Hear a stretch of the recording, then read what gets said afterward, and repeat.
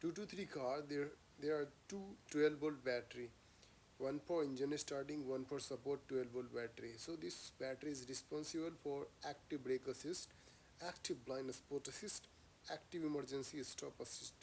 So these are the function you can see here in the instrument cluster. So this is the main battery 12-volt, and this small one is the support battery. Also this one is the 12-volt battery. So for how to remove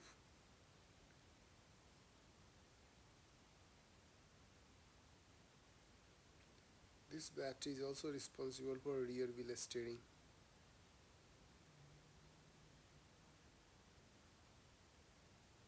After removing the battery, just you have to reset the value, confirm change the battery. So you need to connect the computer so you can reset the value.